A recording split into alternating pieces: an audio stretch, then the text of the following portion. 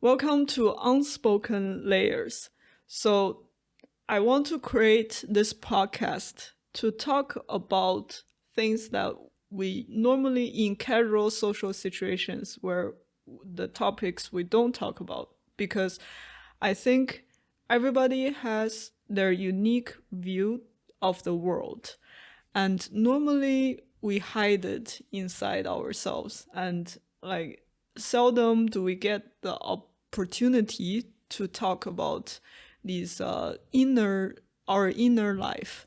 So, and then I think this inner life is so important to everybody, and being able to talk about it and having someone else to bounce the ideas back, I think it's very important. But normally we don't get the opportunity. So I want to create this podcast to invite people with unique perspectives and talk about their background experiences and how they view the world. So today I have invited Larence. We met in Luxembourg during an event.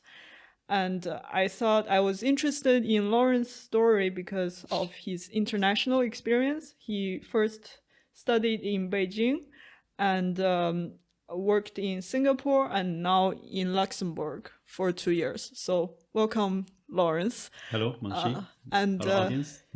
yes, and yeah. So Lawrence, can you introduce yourself a little bit? What do you do, and how did you come to Luxembourg?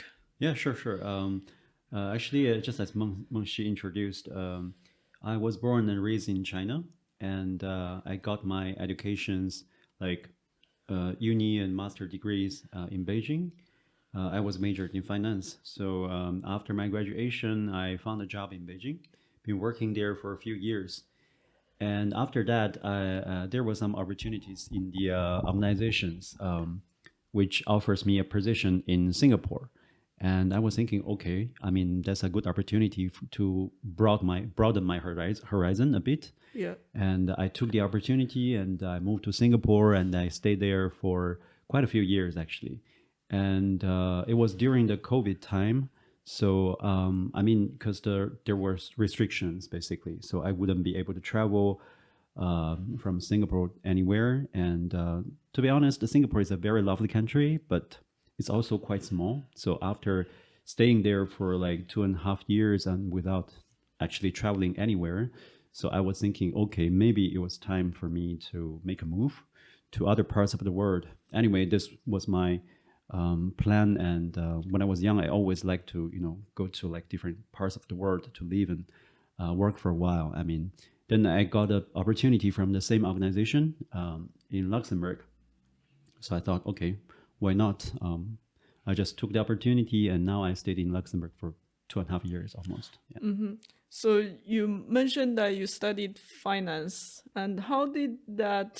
I mean, it's a popular thing in Luxembourg, but how did you became interested in like studying finance at the first place? Yeah, I think that's a very good question. But to be honest, I mean, I wasn't particularly interested in finance, or neither did I know much about finance when I was applying for the major. So the fact is, I mean, I think we Chinese people can be quite practical, actually. So when I was in high school and trying to apply for a university, so there were a few majors that I was thinking about. But mostly, I mean, they are the majors which are kind of like promising that can give me a so-called good job in China. So for me to make enough money to support myself and support my family and stuff like that. So at that time, yeah. So Yeah. usually the popular majors were like biology and finance, computer science, doctors and stuff like that. So I didn't really like computer science that much because I was never a tech guy. And for biology, it's very theoretical. And I didn't plan to study too many years for a PhD degree, to be a scholar or something. So yeah, there weren't many choices for me at the time.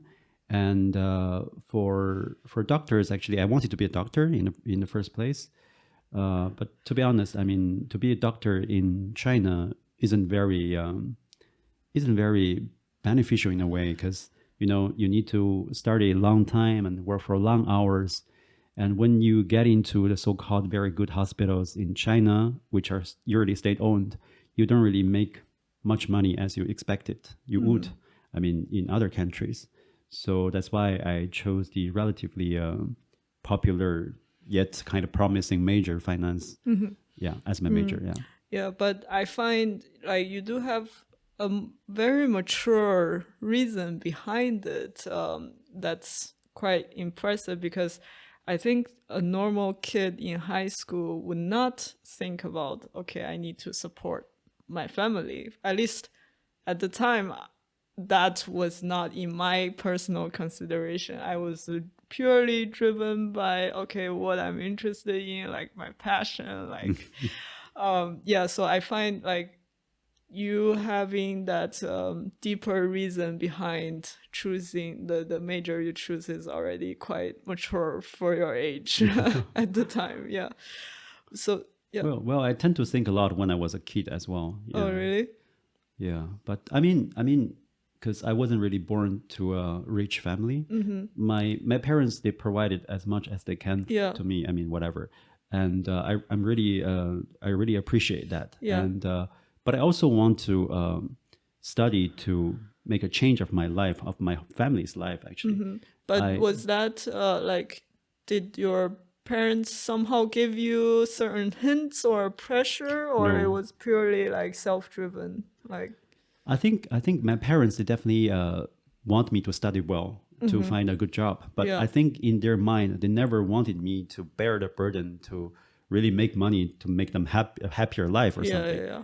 It wasn't really that reason. But for me, I mean, it'd be nice for me to, because to be honest, I mean, when I was young, I mean, there was still a way that you can study well, to go to universities, to make a change of your life, right? Yeah.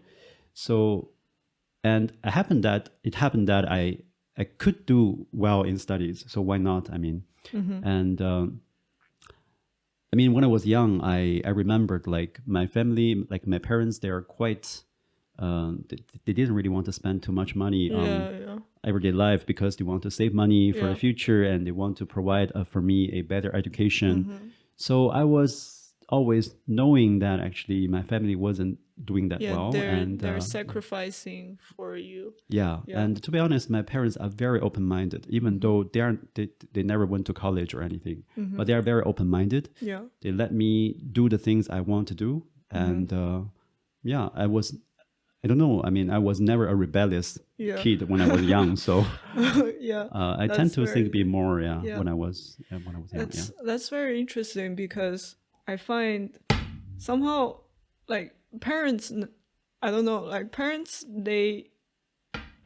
most parents, they don't really expect the kid to like bury the burden of like carry the financial burden, but somehow like the sacrificing they're making for us or for their children, like it has an impact on the child. Yes.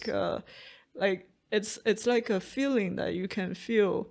Okay, like you somehow have to honor that sacrifice in a way. By Yeah, I totally agree with you. Actually, I think it's a typical Chinese parents, yeah style. I mean, yeah yeah yeah. I think in Western worlds, I mean, I think like my friends' parents, I think of course they love their kids, but they also have their own life. Yeah. I think Chinese parents, they tend to, or in a sense they are forced to, Yeah. to sacrifice themselves. I mean, to do anything just to surrounding their kids. Yeah. Yeah. And somehow like I don't know, I feel like the weight of that sacrifice is quite heavy as well. Yeah, yeah, exactly. Yeah, to even though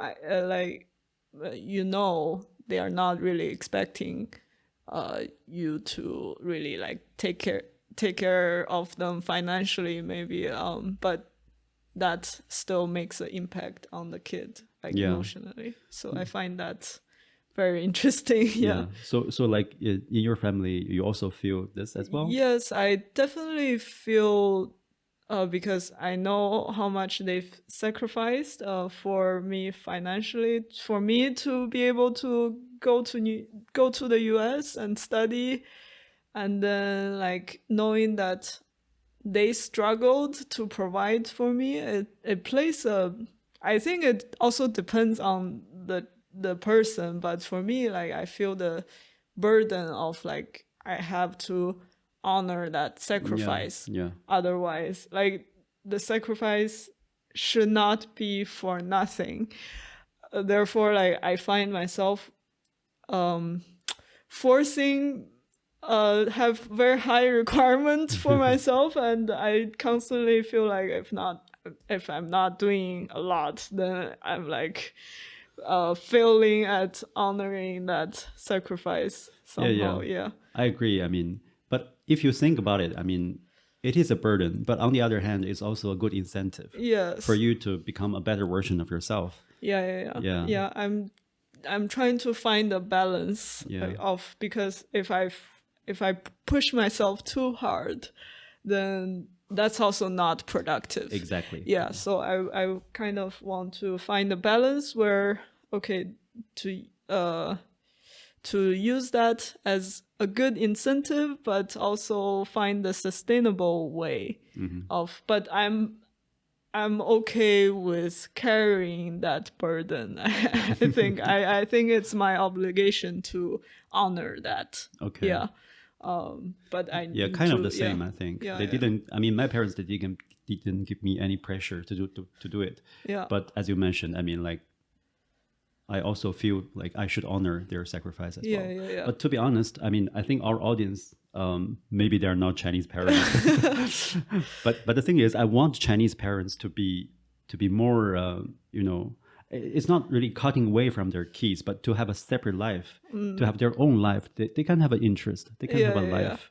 I mean, just let the kids be. I mean, provide as much as you can, but also don't sacrifice too much of your personal life. Yes, I think I I think that might not be only Chinese. I think it might be like a universal across different cultures, and also Okay. depending on the family, individual family. Like they all have different situations where I think there are some common similarities between like the sacrifice of the parents and the kid carrying that burden of and wanting to honor that.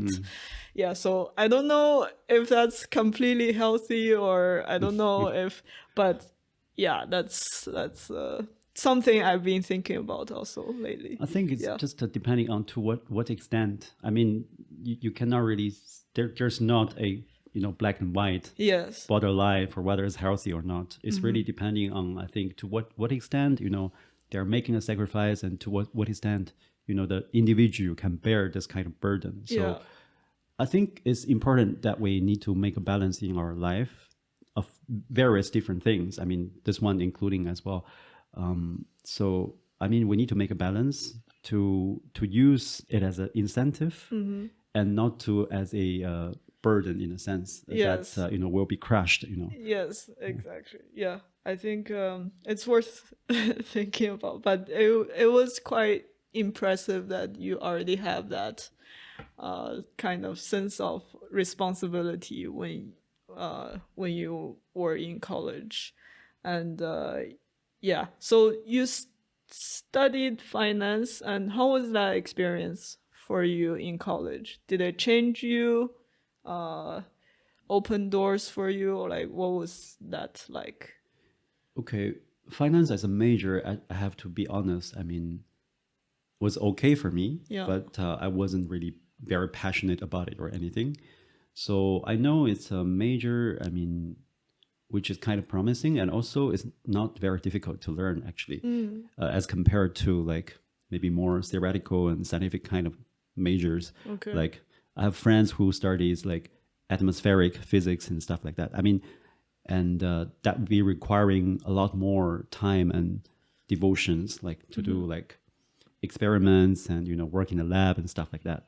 I think finance as a major, even though I'm not really very passionate about it, but it does give me a lot of like free time because I mean, studying this major, you don't really have to spend too much time.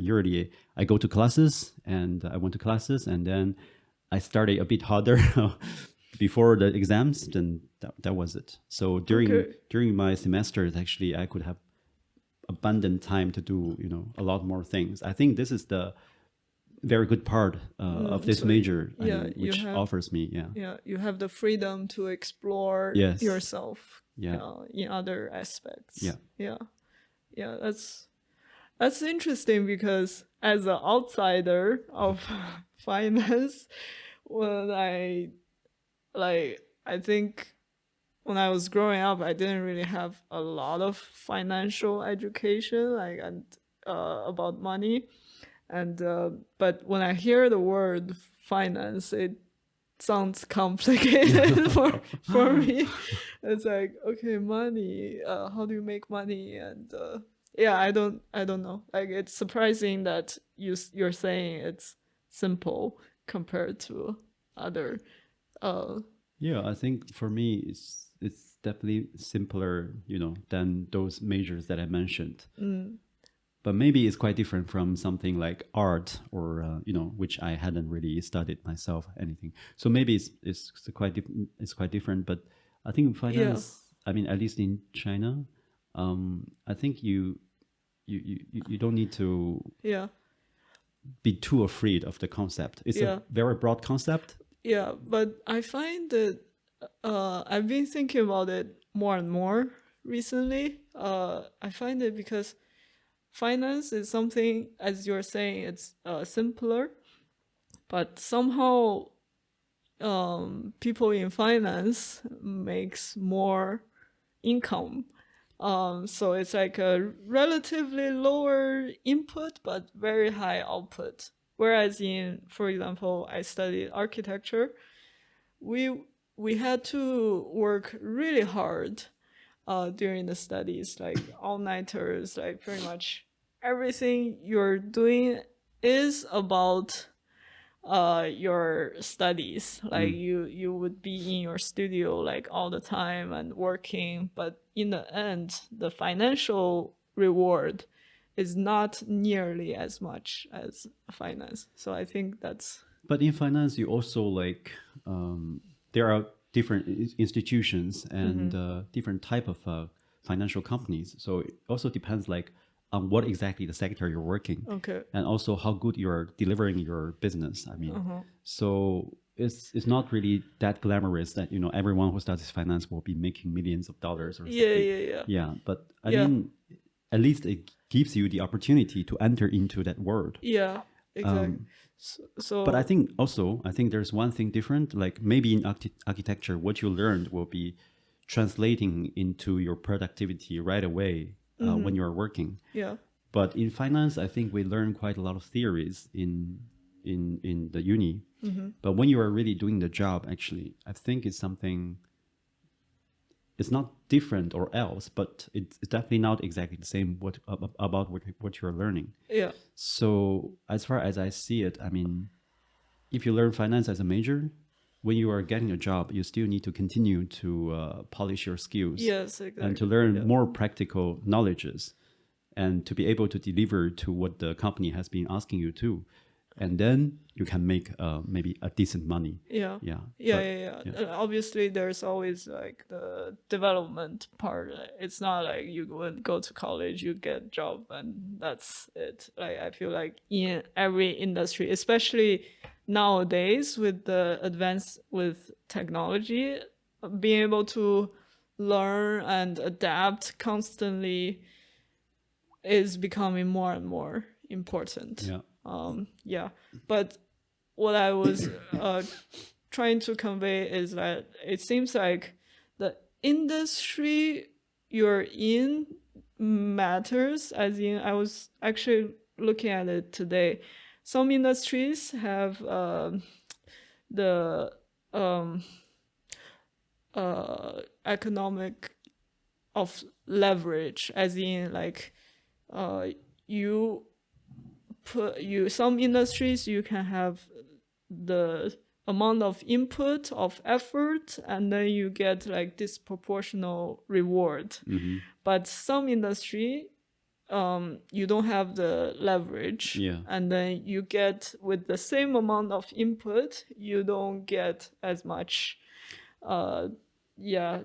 reward at all. And it seems like finance is a area where like you can really scale your reward with the same. I think kind of true. Because I think finance is like the threshold is not very high to enter, and also if you work hard, I mean, you always find opportunities to get the fruits that what you're supposed to be getting actually. Whereas before I was in design, where you always have different clients will have different requirements, and you always have to do it a different way and sell your service, where like this model is not scalable in a way, like because if you meet a different client you have to like adapt to a different type of input, and then you're doubling your input for like a linear output kind of. So I find that's something really interesting. So I'm that different industries have different level of leverage. Anyways, I find that very interesting. So that was not part of your consideration when you chose finance and stuck with it. Did you think like, okay, with finance I can work less but also get in like a lot of rewards? No, actually it didn't really occur to me because I mean, when I was in high school, I didn't really know too much about finance. So I didn't know what exactly I was expecting actually. But I roughly know that finance as a major would be, relatively easier to find a job in a society. Okay. Relatively, good jobs, in the society. And also it's not as demanding as some of the, very theoretical and scientific majors. So that was basically the main reasons why I chose this major. Okay. And then did you did also masters at the same university or? Same university, yes. Okay. And then it was purely because, in China, maybe, I don't know, abroad, if you also have this. In China, there is a way that you can be recommended to continue with your study in the same school. And, it was only because of that. Otherwise, I think maybe I'll just, graduate and then find a job after uni. What was the benefit of continue to get a master degree afterwards? I think there were two major reasons for me personally. So the first one is at that time, actually, because there were so many graduates already. So when the big companies, they were trying to hire newly graduates, they usually have some criteria. Like some, they specifically ask for master degree holders to be the applicants. Okay, that's like some companies have minimum requirements. Yes, especially degree. The good companies, because there are so many people applying and so limited job opportunities. So, in Beijing, it's like in China, it's basically like that, especially Beijing, like the bigger cities, right? So it's always like a lot of people competing for the same position. So if you want to stand out, I mean, master degree sometimes it's not even an advantage. It's just a basic line that you need to fulfill. That's one thing. And the other is I always knew that, after working, I wouldn't have, like the school holidays, like during the summer and winter, the long-term holidays where I can use them to travel to. So you can. So I was kind of like lazy in a sense, thinking that, okay, I can add another 2 more years in my happy life, and afterwards I'll be, working my ass off and stuff like that. So that was the main reason. And how you so then you were working afterwards, like you got a job and then you were working nonstop, or Yes, nonstop. how was the life, and how uh like you mentioned you met some mentors along the way. How was the people you met along this time change you? I think um, when you're working, basically, there were always like the good sides and bad sides. The good sides for me is like I really met very capable, experienced, and smart people along the way, like my mentors, my seniors, bosses. They taught me a lot in terms of like professional knowledge and also like how to behave in a company and also some of them you'll be seeing them as your life examples in your careers actually.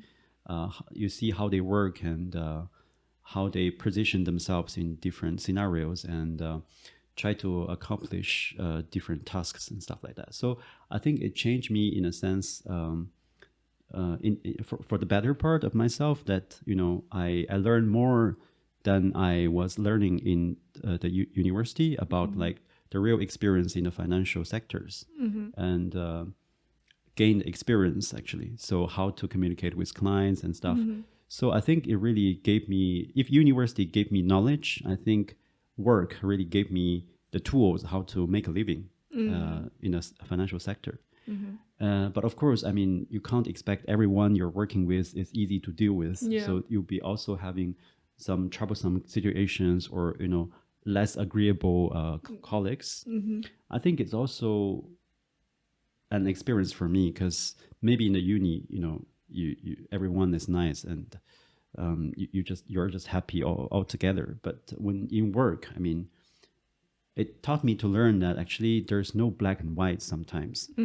If some person has some disagreements with you, it doesn't mean this person is bad or wrong or something. It's just you have different perspectives.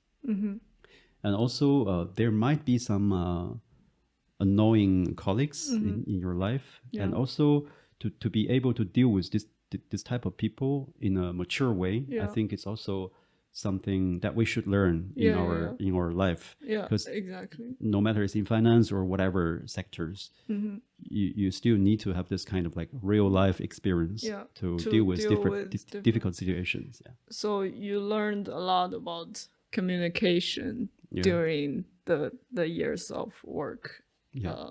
Yeah, and then what are some takeaways of for example, I find I'm also in the process of learning these things about dealing with people, and I find it so much more tricky. And what are some things you like? Some of the most important things you learned about dealing with people you don't agree with, or less agreeable people. Yeah, for me, I think the major things I learned, okay, the first is like you need to be able to be open-minded. Sometimes admitting that you're wrong is not something humiliating or anything. Yeah. I think it shows you are open-minded. You Yeah. have the Yeah. gesture to learn. Yeah. So if you really feel that, oh damn, I mean, I did something wrong, and someone pointed out, Yeah. even in a very straightforward way, maybe you felt like you're humiliated. But Yes, defensive. yeah, and defensive, stuff, yeah. and try not to be. I Yeah. mean, because I mean, Chinese people we talk about like losing face or anything. I think that's the least thing that you can lose face about. I mean, to admit a mistake that you're committing yourself, because who doesn't make mistakes? Yeah, yeah. If you made a mistake, you don't make it a second time. That's good enough, I think. You continue with your life. That's one thing. And the other is when you are right, when you believe that you're really right, just try to believe in yourself. Yeah, because there will be different people having Trying different to- purposes, trying to yes. persuade you into believing something Yeah. else. I mean, I think those are the noises I call, I mean, Yeah. in your life. I mean, don't pay too much attention to those noises. Yeah. Yeah, don't think about too much like what other people might think about you. If you're really doing the right thing, you just stick to it. Yeah. But of course, I mean, this is the principle, right? I mean, in real life, I mean, there are like different ways you can deal with more subtle situations. Yeah. Like how to present yourself, how to, try to make other people believe that what you're saying is right. Yes, I think yeah, the act of being open-minded is very important so that you can maybe come up with a better solution together, as opposed to I'm always right. And yeah, I will not listen to any other people. But how do you deal with, for example, you are the open-minded one trying to solve it, come up with a better solution, but the other person is not open-minded to listen to you? I think the important thing is to focus on the fact. Yeah. So you don't want to end up in a situation that you're criticizing each other, getting very personal. Yeah. For me, there are always like, difficult people to deal with. To deal with those people, I think my strategy would be like, okay, I'll try to just focus on the things we're doing, list the facts that we should be focusing on, Yeah. and get as less as contact or confrontation as possible. Yeah. When they're not necessary, don't engage in unnecessary like discussions or Yeah. confrontations. But do you find it difficult to not engage? Because, for example, someone is criticizing you and you feel like it's unfair. How do you, in a way, control yourself to be not engaging in that? Because you engage, then it can very much like escalate to personal attacks very fast. How do you like navigate that type of situation? Yeah, for me, I mean, if they're criticizing me, I mean, basically, I wouldn't be coming back to say, okay, you're wrong. You should be the one who should be criticized or something. I mean, for me, that's confrontation. Yeah. But I can list the fact. I'm just listing all the facts that, for example, what I'm doing or in this role or in this job. I mean, what are the reasons why I'm doing this? Yeah. I think people will have a judgment themselves because like usually when you're working in a company, you're not dealing with one person or just one-to-one, right? You're working with a team together, and when someone is criticizing you and you list out the facts and the reasons, then people will have a decision to make whether you're right or wrong.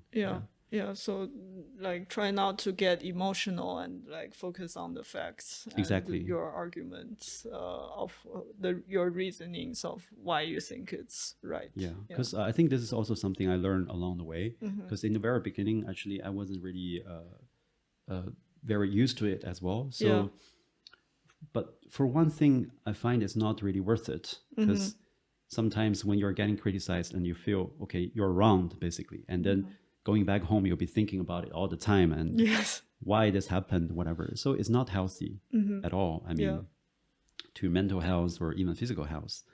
And for the other, it doesn't really solve the issue that you're trying to solve. So I think along the way that I learned how to control my emotions, to deal with different situations in a more matured way. But I think this is a process. I think everyone is like this. Everyone's learning, and some people never learn. Which, So you learned a lot about communication during your work in Beijing. How did you think like you want to go to Singapore, or like did it just came up and you just took the opportunity? Did you plan the move or I kind of planned the move, I think. Okay, so when I was looking for a job, I mean, the reason why I chose one of the reasons why I chose this the current institution working for is because I know it has a very broad platform on a global basis. So when I was in college, I was always thinking like I wanted to go to like different countries to live for a while, to experience the life there, to work there. to gain more experience on a global basis. Yeah, so that's one of the reasons why I chose the institution. And then after, I think maybe after 3 years, roughly 3 years of working in Beijing, so there came an opportunity. Yeah. I got to know the opportunity, and I talked to my boss. I offered myself to say, okay, I want to be in this role. And my boss was generous and kind enough, let me take it. Yeah. And so, yeah, that's how it happened, actually. Yeah. So there is the aspect of you kind of knowing what you want and actively pursued it. Yeah, so there is the aspect of you knowing what you want and actively pursued it. Yes. Yeah. And this is something quite important as well. Yeah. Because I think also there was one time like the big boss in my department, and he talked to me. He wanted me to be in a role in a different team in Beijing. Yeah. But I wasn't really interested in that role. So I told him directly that I don't really want to be in that role, and I really want to do something that what I'm doing now. And after a discussion, he agreed, actually. So I kept in my position. So I think the other thing which is quite important is when you really know that what you want to do, or you really know what you don't want to do, when your boss is asking you, I mean, you definitely need to be direct, be honest.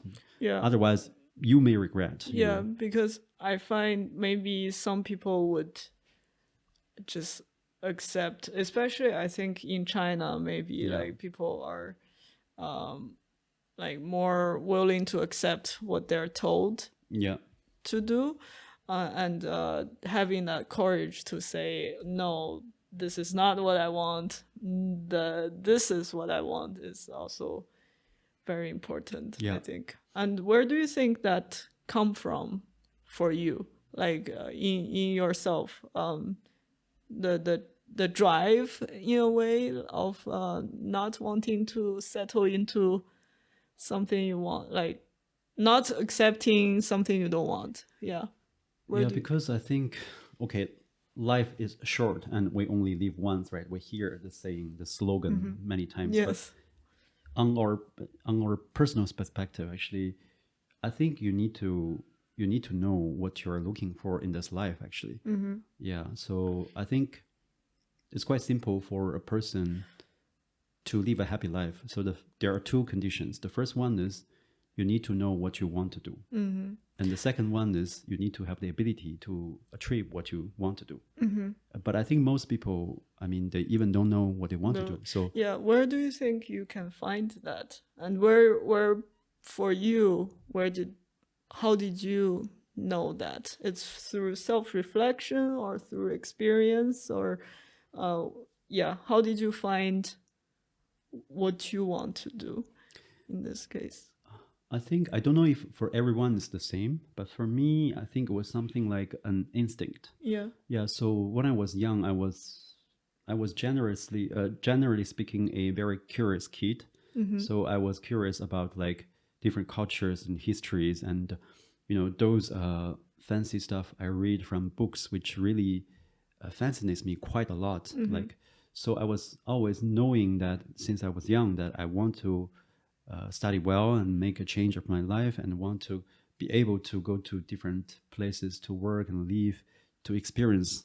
So I think that was always in my genes, I think. Yeah. Yeah. It's like almost your essence of it's in your essence.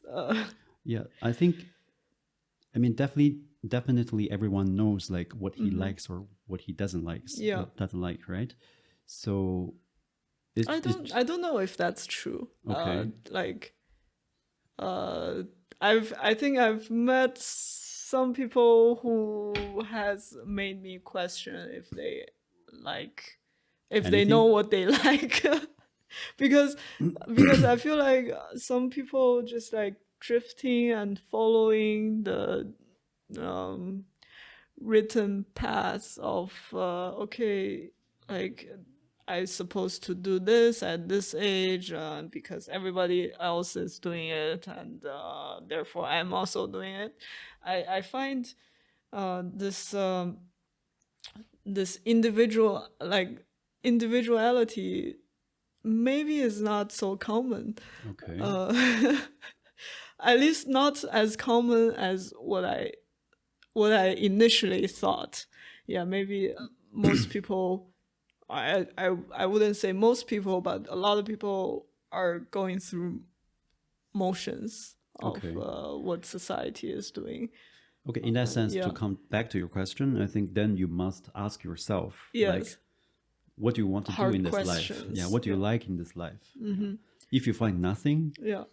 then it could be a problem because I mean, it could be or could not be a problem because Yeah. I think some people maybe they're happy, just drifting away because Yes. it's also a way of Because living. it's also very comfortable Yes, to exactly. do that. Yeah. If they don't need to face tough challenges, Yes. or like if they don't need to worry about raising their family, or no stress in the society, I find like this is maybe they will never ask themselves the question if Yeah. they've been comfortable. So for those people, I think that's perfectly fine because if Yeah. they're happy living in this way, I think why not? I mean, it's their choice.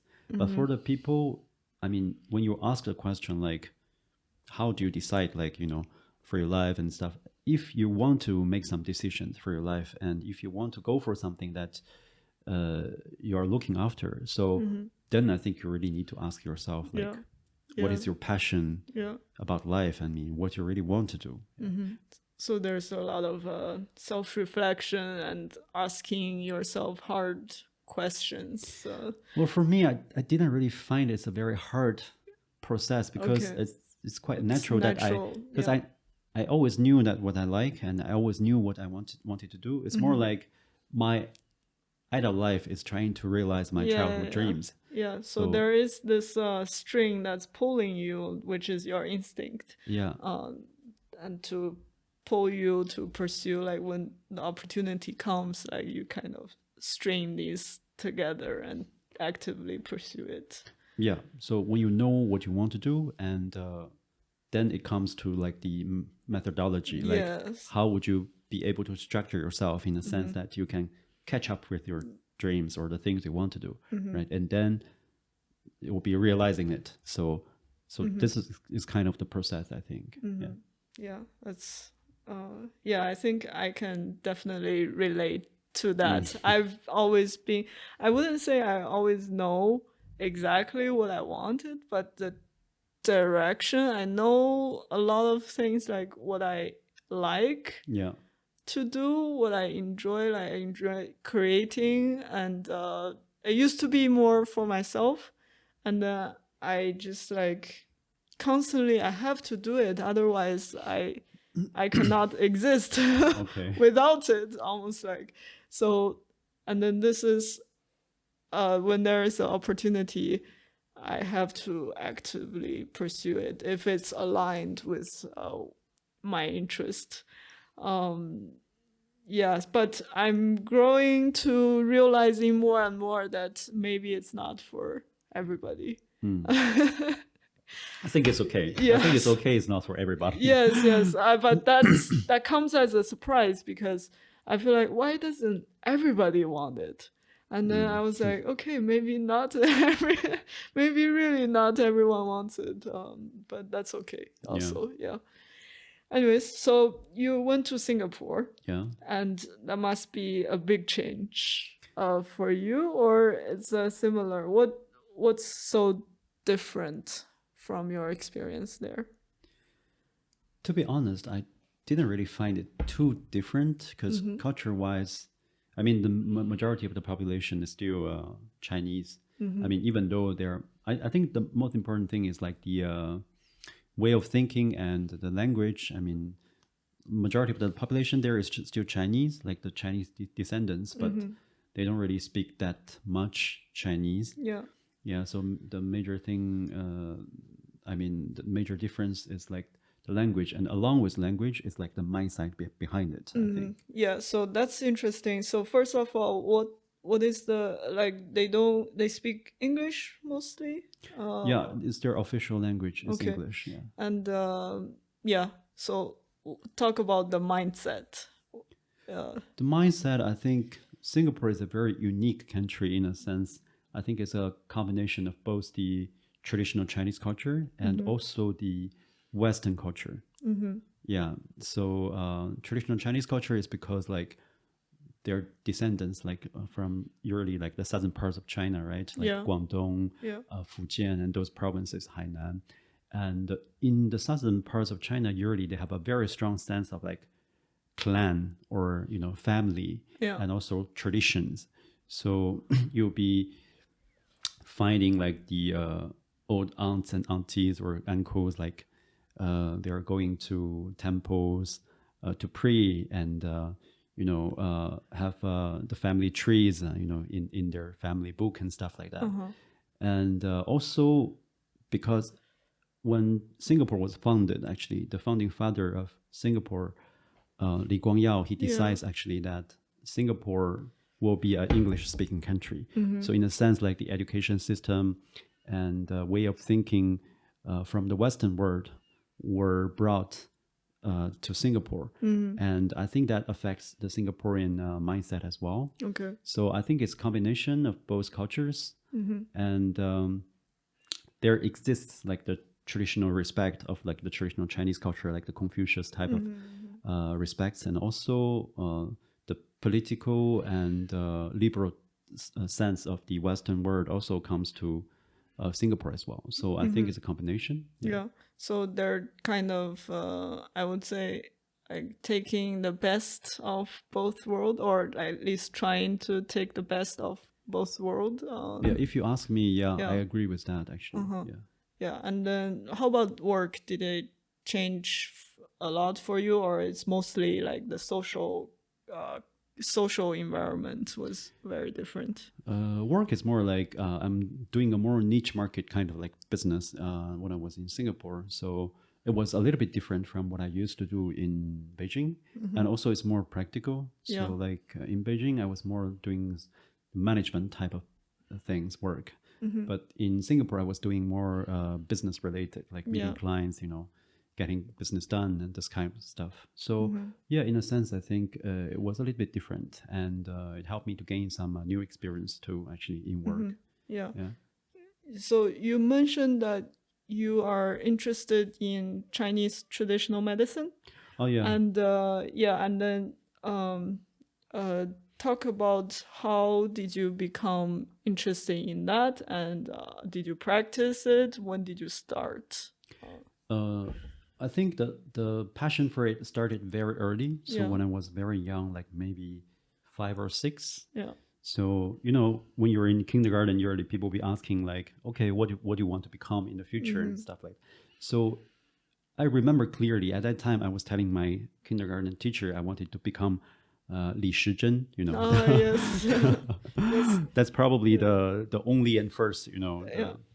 traditional Chinese medicine physician that I knew about. I mean, Yeah. at that age. Yeah. Yeah, I think I like the idea like of the natural way of healing and curing, and also I like to read historical stories when I was young. Yeah. So I read about like the interesting cases about like the famous traditional Chinese physician. They cure like bizarre disease and symptoms, and they manage to live a very long life. Yeah. Even when the average lifespan in the same era would be like maybe 30 years old, they live up to 100. So I think it was amazing. I mean, to me as a kid, Yeah. it was like fascinating. So that's why I became quite interested in it. And also it's all about nature. I like nature as well. Like Li Shizhen is testing like more than 100 herbs, like in China, right? We all know the story. So Yeah. it involves like nature and going into the forest, identifying different type of plants and stuff. I mean, it was like pretty fun for me as well as a kid. So that's how I became interested in it. So when I grew older, I didn't really major in medicine. So, but I used some part time to take some courses in traditional Chinese medicine to get some basic ideas. Yeah. And I used to work closely with a TCM physician when I was in Beijing. Okay. Yeah, so that's how I got more experienced. Yeah. What did you work on? Like, is it practice, treating patients, or like research type of work? So like the courses were more about like the basic knowledge about TCM, and working wise, it's more like I got to know this physician. So I got to know him when I was doing Tai Chi learning actually. Okay. So he was teaching Tai Chi, and at the same time, he's a TCM physician. Okay. So I got to know him, Yeah. and I told him I'm quite interested in what he's doing, and he let me help him in the Okay. practices. Yeah. But of course, I wasn't a doctor myself. Yeah. and Yeah. I thought I will ever be, but I mean, I enjoyed the process of working with him and helping with him, like doing some cupping, also like acupuncture, and Okay. also. I don't know how to call it in English, 熏艾, to use the stick of the herb Okay. and burn it and use it to go along in different parts of your body Okay. to have a curing kind of like effects. Okay. So those are the things I was doing. Yeah. Did you like physically did it, or he was the one who's doing it? Like, do you know how to acupuncture? I did. I Yeah. did it. Yeah. Okay. But to be honest, I'm not very experienced. Okay. I did it with the guidance Of with him. Of yeah. him. You Yeah. wouldn't open your own practice Yeah, and do no. it yourself. And there needs a license for it. Okay, Yeah, yes. you can't just anyhow open something and you claim yourself to be a physician and do it Yeah, freely. I Yeah. guess yeah, that would be dangerous. Yeah. Yeah. So did you continue that in Singapore? Yeah. No, I didn't. Oh, Yeah. so you 'Cause didn't do after I moved much? to Singapore, I moved after I moved to Singapore, I was trying to search some of the, because in China, I knew that actually you couldn't really do a part-time degree in TCM because they don't allow you to do that. But in Singapore, they do allow you to, because there is a TCM university and hospital in Singapore. They offer this kind of double degrees. Yeah. So I think they're collaborating with the Guangzhou TCM University. Okay. So after finishing your part-time degree, you can have the degree from both universities. Okay. But the requirement is quite strict, so I couldn't really do it. So officially, if you want to finish the course, you need 7 years. And 7 years part-time study, because like full-time they require 5 years. So I think it makes sense. Like for part-time, it requires well, do you get a college degree afterwards, and then you can start to practice, or I think you still need to yeah. apply for a license officially. Okay. Yeah, but after 7 years, you can get the formal degree from the universities. Okay. As a graduate of TCM. Okay. And then you can pursue your career afterwards. Okay. Yeah. But also like other than 7 years, they require you to attend classes very attentively. So you can't say, okay, this time I don't want to go or anything. Yeah. So there is a attendance rates. I think it's above like 95% or something. Yeah, it's very high. And also the last year, you need to be a full-time apprentice. Okay. In the TCM university, in the TCM hospital they are having there. So for me, it was impossible because like I need to travel for business, and also I couldn't really be a full-time apprentice in the last year. Yeah, but this is something that you enjoy as a hobby, or it's something you were actually considering, like, okay, I want to become a physician.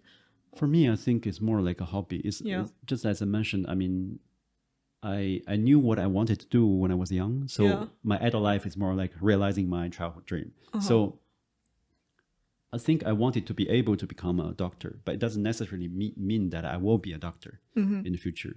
Yeah. But at least I have the flexibility and choice of doing it, and I have the ability to do it. Yeah.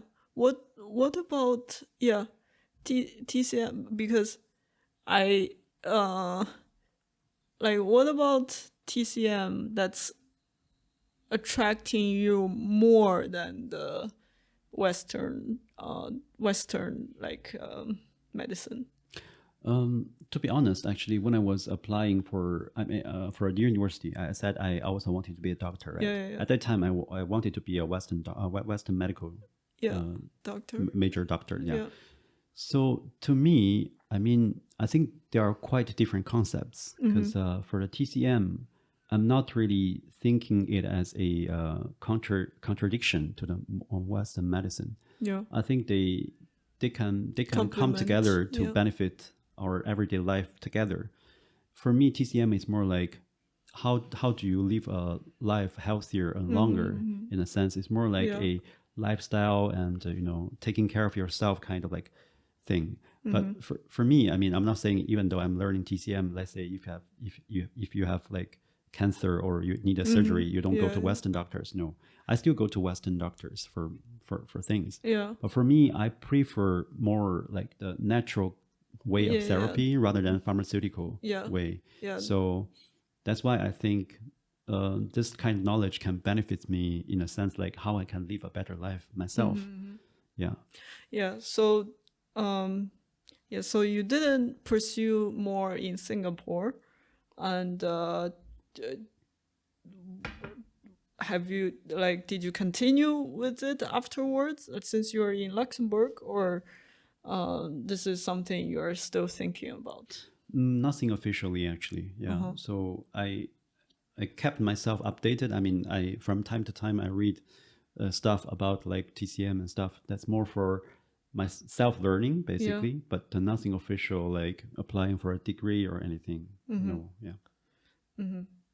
Because I still believe like you can learn by yourself also Yeah, when you yeah, have some basics. yeah. Yeah. But it's good to, like you were saying, you're looking for a community of. Have you found any like communities in Luxembourg that practice or interest? Because I find like we um I have a lot of hobbies as well, and it's sometimes it feels isolating to just do it by myself. Therefore, I want to have this podcast, like talking to actual people, and I find that actually quite important, like to have the community. Have you looked into like different communities of TCM where you can? I think maybe Luxembourg is really a small market. Yeah. Maybe in some other major cities, bigger cities like Paris or London, you'll be finding more people who are doing this. Mm-hmm. But in Luxembourg, I only accidentally met a lady who started TCM related Mm-hmm. things. I Yeah. mean, that I can talk to. I mean, I think she's the only person that I knew here Mm-hmm. who has been doing something or learning something in TCM. Yeah. Okay. Okay. And yeah, but you might be surprised how many people would be interested in like doing this, because I find just with the at the event we met, I feel like some people were talking about how they're interested in TCM and Yeah, like she was there actually in the event. ah, okay, Yeah, yeah, yeah. that's That's her really actually. okay, Yeah. okay. And yeah, I think the thing about it is like I feel like not enough people know like are in the culture, whereas in China if you talk about it everybody knows, but here you almost have to introduce the concept first, and then like yeah, there's more like education Yeah, I think that's to the do. difficult part. I think Yeah. in China, even though most people they go to Western hospitals, Yeah. but still, I mean, almost everyone knows what TCM means and Mm-hmm. what they're doing. Yeah. But I think in Europe, it's really a very, Yeah. very less known kind of concept. Yeah, yeah. And in Singapore, how did that experience of Singapore change you and how you look at life? I think, still, I mean, it's just based on more experiences because you encounter more people and Yeah. you absorb like different ideologies and Yeah. sharings from different people. Then it adds to your pool of knowledge or Yeah. thinking, right? So, but I don't say I can't say like the life in Singapore significantly changed my self that much. Uh-huh. It's more like gaining more experience and knowledge Yeah. about other people and other cultures and the different thinkings. Yeah. Yeah. There's this aspect. I do you feel like you have a very grounded sense of yourself? Because for example, I talk about my experience. I was in New York, and I feel like I have a sense of who I am, but I was not confident enough to say, maybe more confident than most, but I was not like, I always constantly getting different perspectives from different people, and then I would question myself, okay, like is this person right? Am I wrong? Like constantly like self-doubting my own beliefs uh, by talking to different people, and then constantly examining, okay, like this person is looking at the world this way, okay, maybe they have a point. There is the aspect of me being curious, but sometimes I do come back and challenge my own beliefs of, okay, maybe he's right, I'm wrong, she's right, I'm wrong. But yeah, I feel like without a very central grounding of who I am, I would drift away from. Yeah, I don't know if you always have that sense of who you are. Yeah, to be honest, I think I'm pretty grounded in a sense. Yeah, Mm-hmm.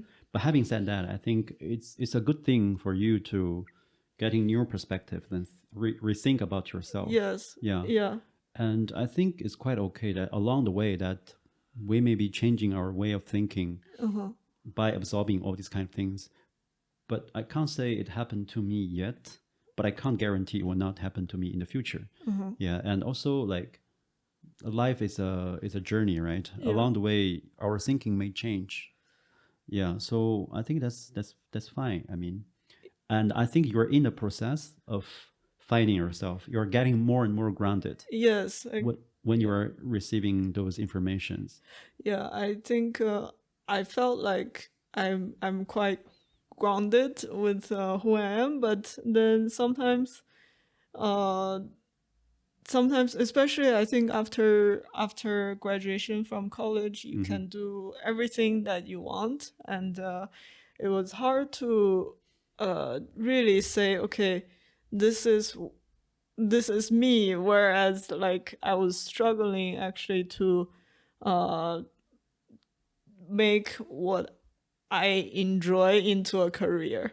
Like, so therefore, I would take advice from people who seem to have made it Oh, okay. and take it as, okay, maybe that is, but yeah, I think it's easy to drift away when you are not like grounded with a Okay. stable situation. Yeah. Anyways, so that's my perspective. Yeah. So in Singapore, even though you have like different perspectives from different places, you still remained I think I was still me. a Yeah. very good sense of yourself. Yeah, I would say so. Yeah. Yeah, that's very nice. So how did you come to Luxembourg, and why Luxembourg? Well, I didn't know much about Luxembourg before Yeah, I moved here. I So, feel like that's everybody's story. yeah. Yes. So, yeah, I just got the opportunity, and it's a new continent. And I've always wondered how life would be in Europe. in Europe. Yeah. Yeah. And also, like working wise, I mean, Singapore, the Asian market is quite different from the European market. So, Yeah. I would want to gain some experience in that as well. So I wasn't really paying too much attention, like which country it is in Europe, to be honest. Yeah. It's just the first opportunity came to me was in Luxembourg. Yeah. And at that time, I didn't know that if I can make it or not. So I just applied and then it worked. So that's why I was here. That's nice. And you didn't think of maybe North America or like America in general, or Australia, like Not really, because Australia, I like Australia as a country for visiting, but long-term living, I think I'm not ready for it yet. Yeah, Okay. yeah, Yeah, and then yeah. because I think it's pretty much far away from the rest of the world, basically, and also I think it's more stable and not very exciting continent. That wouldn't be my first choice, I think. And also, like in the US, I'm not really particularly interested in going there as well. It's like, Really? no, not particularly. Yeah, Okay. yeah. So you're more interested in Europe. More interested in Europe, yeah, than Okay. North America or Australia. Yeah. Uh-huh. And then you didn't know much about Luxembourg. You just wanted some European Experience, yeah, country yeah. experience. Okay. And yeah, so you got to Luxembourg, and how has it been so far? You've been here for 2 years. Yeah. So I think in the very beginning, I wasn't really very used to the life here because, almost everything is closed on Sundays. Cool. Yeah. So, Yes, exactly. yeah. And in Asia, it's very different. I think in the US, it's also quite different, right? I mean, the weekends are very Yeah, colorful at least and on Sunday it's not this quiet. Yeah, it's yeah, everything. At least I mean I was in New York, and things were open on Sundays. Yeah. Yes. yeah. So at the very beginning, I wasn't used to it, but now, I mean, I'm getting more used to it, and also I like the tranquility here, and also like the big forest and nature. This is the part I really like. And on weekends, I usually go for hiking in the forest. I think it's very nice, and just to clean yourself and be be more into the nature to be Yeah. yourself. I think, yeah, Yeah. that's a very nice part. So now, if I'm going to like super big cities, I feel it's too chaotic for me as compared to Luxembourg. Okay. Yeah. Yeah. So you've got used to the quiet Yeah. life here. Yeah, because I think the society is very organized as well, and there are a lot of like international people. Yeah. So you don't have to speak so-called local language Yeah, to yeah. survive. So Yeah. Do you feel bored at all, like in Luxembourg? I think I'm fine. Yeah, I think generally speaking, I'm fine. Yeah. You're not a party person. I No, guess. I'm not really into parties actually. Yeah. And yeah, what I appreciate from here is it's very diverse. Yeah. Although it's small, but I find you can actually find small niches of people with similar interests, even though it's small, but you can still find things you're looking for. Yeah.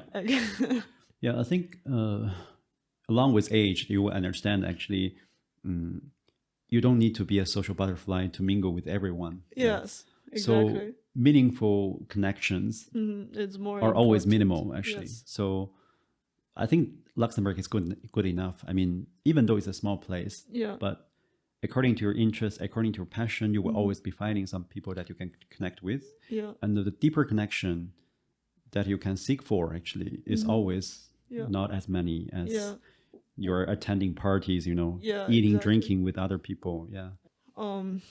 Yeah. So, have you find meaningful connections for the past 2 years? Yeah, I mean, I got to know some people, and yeah, we share some common grounds, and not many, to be honest, but I think that's good enough for me because I have a life also. I mean, my work is pretty busy, so I just use like weekends or free time to connect with relevant people. Yeah. What to you is a meaningful connection? I think the important thing is you can understand each other. Yeah. And you like being in the presence of the other person. Yeah. So you enjoy the moment together. I think that's good enough. Yeah. And what is it for you? I want to dig a little bit deeper because what is it for you that make you enjoy the presence of another person? Like, what's important? Because um, yeah, you can enjoy it on different levels as well, right? Yeah, for me, I think you need to find the same.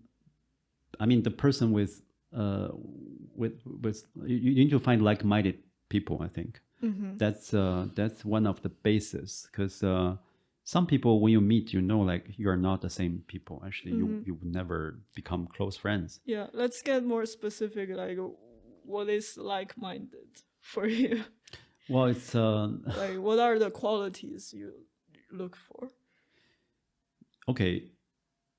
If you want me to put something there, I think I can name a few. But the thing is, actually, sometimes it can be a little bit fluid, because it really depending on like the interactions that you're having with people. Yeah. So, for example, like of course, we're looking always for the good qualities in persons, right? For example, like for me, they need to be caring about other people's feelings, Yeah.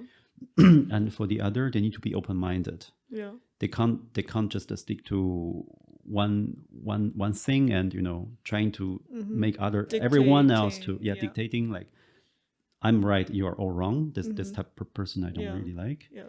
And also they need to be a little bit more active, I think. So at least you need some interactions with each other. Yeah. Like more active, as in like they are also asking you questions and Sharing engaging interactions, with you. yeah, stuff like that. Yeah. Like it goes both ways, right? Yeah, it goes both ways. Yeah. But to be honest, I think I also meet people from different walks of life, and they may come from different backgrounds. They are not exactly the same type of people, but there are some bases. And when you have some interactions with those people, you definitely will be able to tell, like, who you can go deeper with, who will be just your acquaintance. Yeah. What would be some red flags for you in like friends or people? Red flags, I think, racism. Okay. Yeah. I'm really against racism, because I had some bad experiences myself. So, and what else? Too selfish. Selfish, but how do you define selfish? Because I feel like on day-to-day interactions, it's hard to tell if this person is, if you're only seeing them, I mean, once a week or once every few weeks.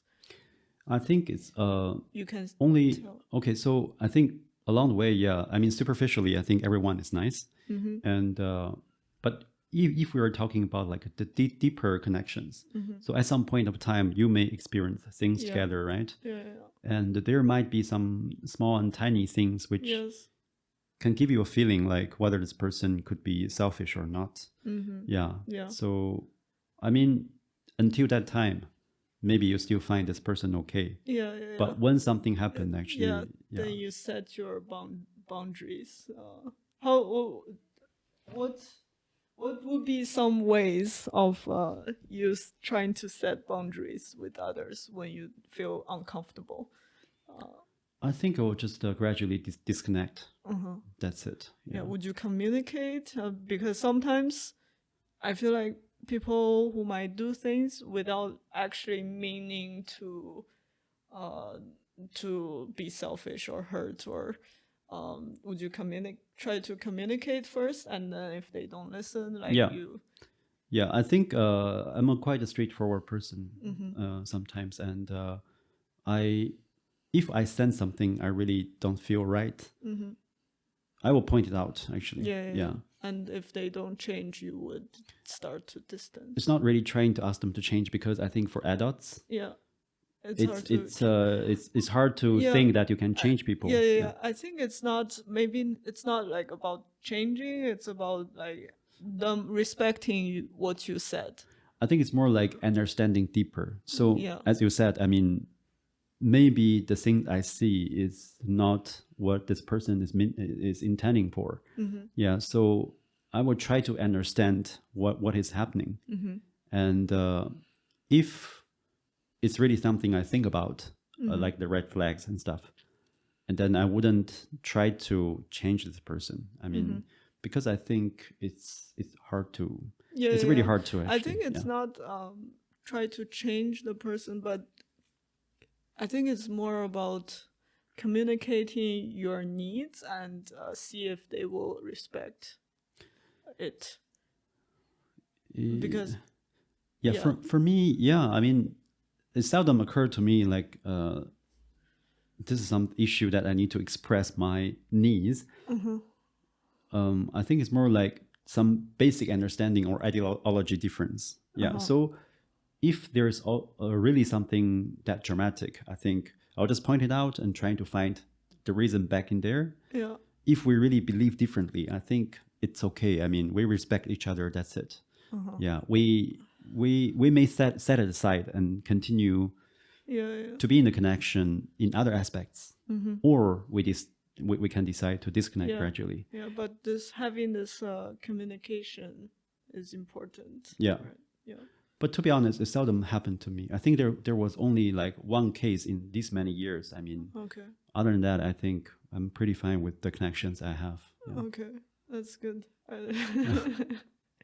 Because uh, I think I've experienced some like disrespectful situations.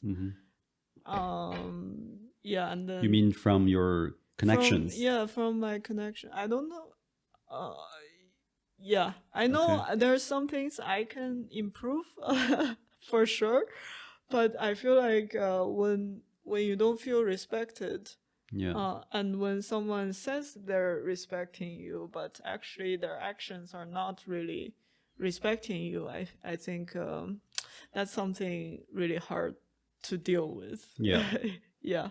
So yeah, I'm also trying. I think another aspect is I don't know if you've always know the type of people you're looking for, but I think for me I wasn't as clear to like really define, okay, like the alignment in values in friendship and relationships. I think because I just believe, okay, everyone has a great story. I should be I should be nice. I'm a very empathetic person, I think.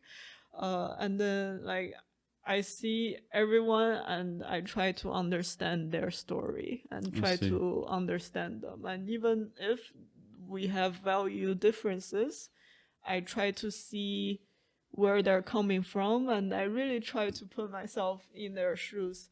And then, yeah, I think I often get hurt because of this quality. And I think it's part of my own fault for not really setting hard boundaries of, like what are the people who I align with and trying to build a connection with. And now I'm more and more clear and I'm more determined, I think, not to waste my time on people who don't care to respect. I think. I don't know if that's always the case for you. For me, I think I wouldn't like, have a bucket list and to tick, you have this quality and that quality, so I, interact with you. Not really, but I think I usually have a feeling like when for example, if I meet a group of people, usually after talking, I would know like, okay, this person maybe we can be friends and we can go deeper with. Some others might be just okay, we're in an event together and then we say hello, introduce ourselves and doing some drinks together. But I think I always have a feeling. Yeah. I think, I agree. I do think I have a feeling, but then I always don't trust my feeling enough that I feel like, okay, this person, I'm not interested, but let's try to talk with them and then like make them my friend. I sometimes I feel like I do that. But in that case, I mean, would you be finding a lot more people than you can handle, like that you think you can have a deeper connection with? What I'm trying to say is like, okay, when you are talking to a bunch of people, right? Yeah.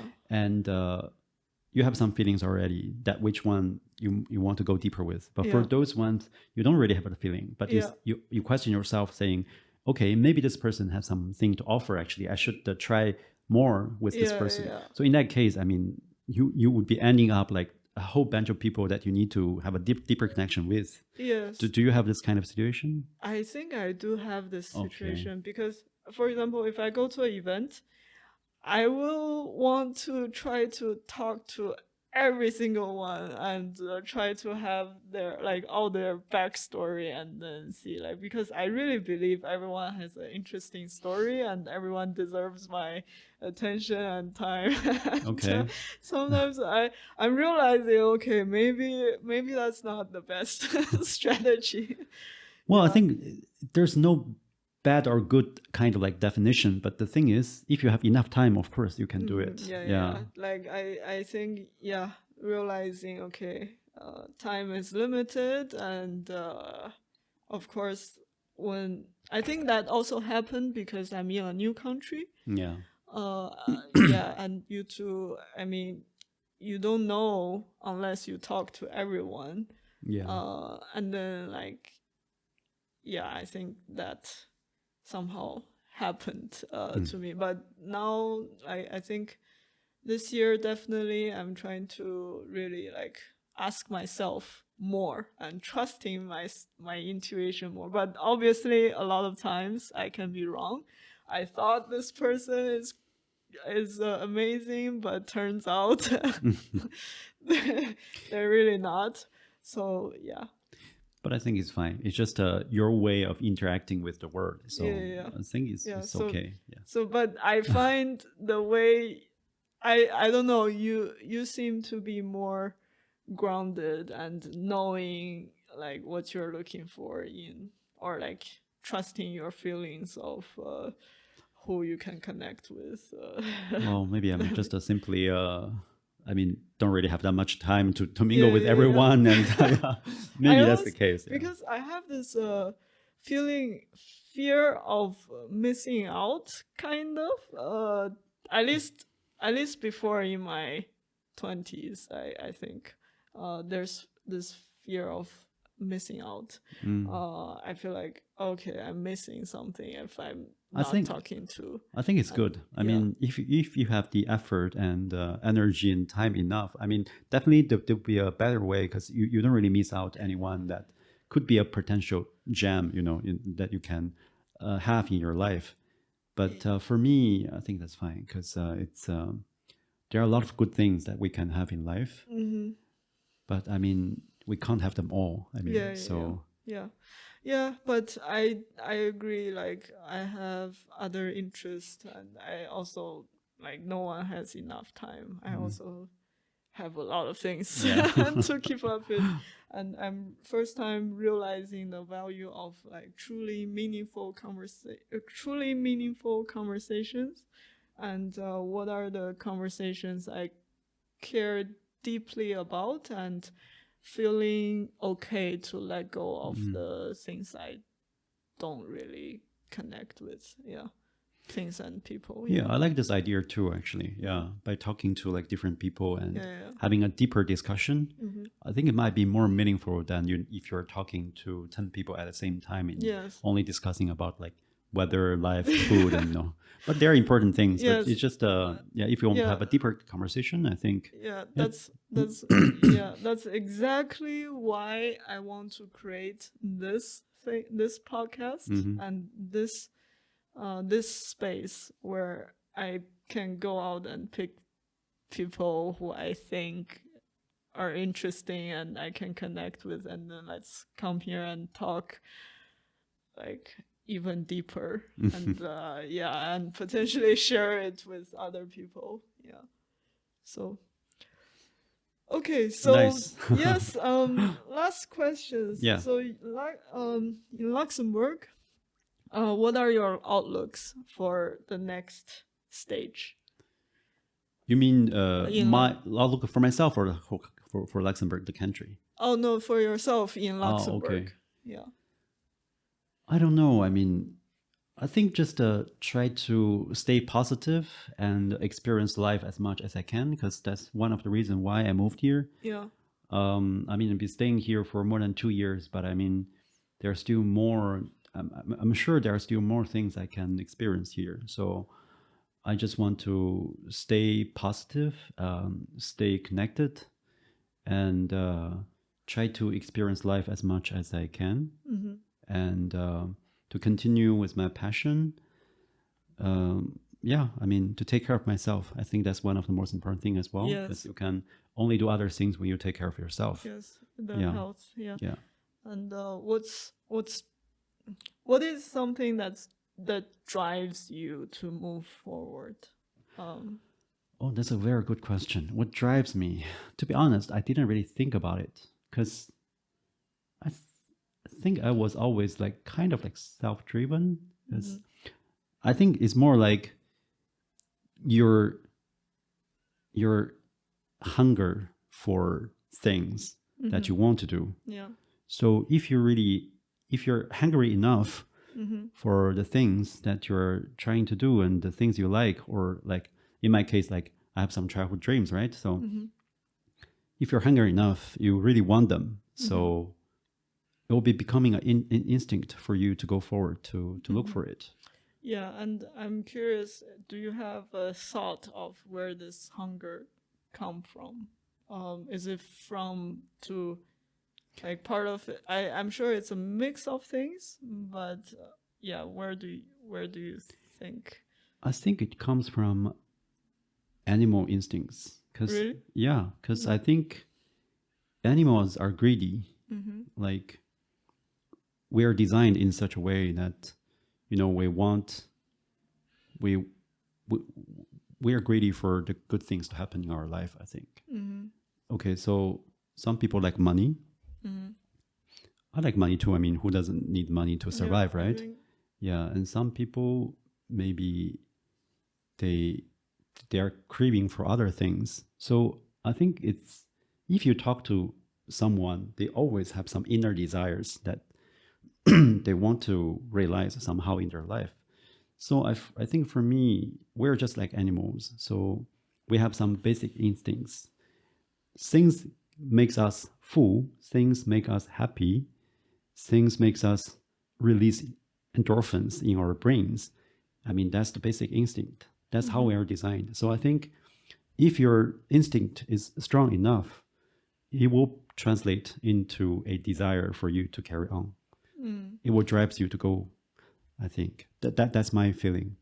Okay, but there is like because our instinct also tend to focus on short term things. Like, okay, I'm looking at Instagram for 2 hours, and that gives me happy. But something deeper is driving me to pursue a long term goal. Do you have a long term goal? And yeah, where do you think? Well, that for me, I think the short term thing for us, I mean, it happens to us all the time Yeah. as well. I mean, I don't think there's anything wrong about it. I mean, if you're happy just passing a weekend, I mean, chilling, relaxing, going through like the social medias, I think that's fine also. But long term goal is also some desire that you want to realize in your life, right? I mean, if you are thinking, I mean, okay, it's nothing wrong for me to just drifting away, constantly looking at the social media from time to time and spend my life like that. I mean, that's fine as well. But for me, it's just not enough. I'm more greedy, maybe. Yeah, I'm more greedy for other stuff to happen in my life as well. Yeah, so there's always like for me there's always this compromising I'm continuously making to look at the long term, and then like reasoning backwards of, okay, I want this and this and this, what do I need to know to achieve that, and how do I divide my every day to work towards that long-term thing. Therefore, like in short term, I have to give up a lot of things. For example, if I want this thing in the future, I have to stop looking at Instagram or social media and waste my time. I have to really be structured and try to plan according to this long term. I find myself to be like very long term driven, but I'm asking also myself, where is that come from? Is it just me, or is it like, because not everyone Yeah, is I like think that? it's Yeah. different from different individuals, I guess. I think, as you said, I mean, if there's a long-term goal that you want to achieve in your life, then you just put it there. Yeah. If you tell yourself, okay, this is something I really want to be. For example, like you want to be the top architect in the world, No, then I mean, no. just give an example, like, or Zero, you want to be zero like chance. Elon Musk. I mean, Yeah. if you want to be the richest person in the world, Yeah. I mean, there's a goal there, right? And then when you're setting up this goal, and then you're dividing your life into small parts, which will be helping you to achieve this goal in the end.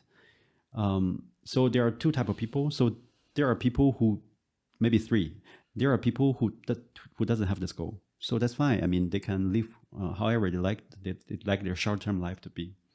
And then there's another type, like they have this goal and they definitely want to realize it. They are greedy enough Yeah. to make it happen.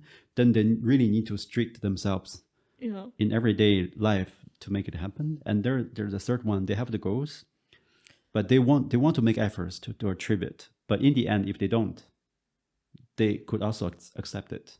So then it will be coming like, okay, they set up a goal, they will be moving up to it, but Yeah. along the way there might be some distractions or compromises in their life.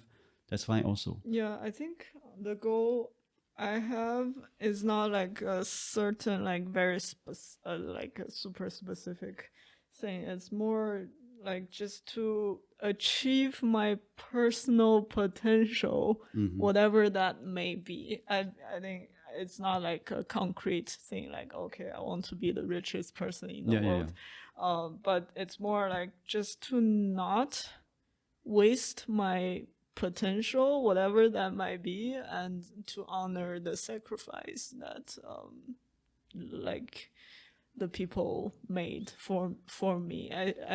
And then in order to do that, I have to find ways to honor that. I guess. And then this is part of it as a sustainable, and I also find that I have to make it sustainable, where I have to personally enjoy and align the activities I'm doing with my values and Okay. and my interest. Yeah, and then like design my life and process through that. I guess that's personally, like, I'm curious, do you have Yeah, my goal, like I a mean, North Star? yeah, the like Yes. the examples I gave were just like examples, right? Yes. So I also don't really have a very concrete goals, but for my life, I also have something in mind, which is I want to live a long, healthy, and happy life. So so my ultimate goal would be, okay, when the time I'm dying, when I'm having a retrospect of my life, Yeah. I'll be thinking, okay, I'm contented, I'm satisfied, Yes. Yeah. I made all the efforts Yes. that I can Yes. to do the things I want to do. Uh-huh. That's fine already. Because Yes. to be honest, we are so tiny beings in this Yeah. universe, and we are just but a protein, which lasts maybe less than 100 years in this world, and it means nothing to the whole time of the universe. I mean, so. But what we can be responsible for is ourselves. Like we need to be happy ourselves. We need to think that, okay, we have no major regressions. I mean, regrets about our life. Yeah. I think that's for me the Yeah. goal, actually. Yeah. I think I'm more or less on the similar page. Yeah. With like, I've done what I could do with my best effort. Yeah, exactly. And So I did not waste my time away and drift too much. Like, there are periods where it's hard to maintain, but I think overall, like, you have to be true to yourself. And yeah, so cool. Yes. I think we're aligned. Yes. Yeah. Thank you so much, Lawrence. worries. It Yeah. was a very nice conversation. And yeah, I hope we continue this in the future. Yeah, Yes. sure. I mean, I'm very flattered to be your first guest. Yeah. Yes. I don't Thank know, you like, so I don't know much. what the audience will be thinking, but well, There will be two audience, yeah, yeah, maybe. yeah. Yeah, but at least Or we had maybe a one. nice time together having a Yes, yes. conversation. I Yeah. think to me, like the conversation itself, it's already like so meaningful. And if there are people watching, that would be more great. Yeah. But it's not a requirement. Yes. Okay. Yeah, sure. Thank you. Okay. Thank you. Okay. Okay.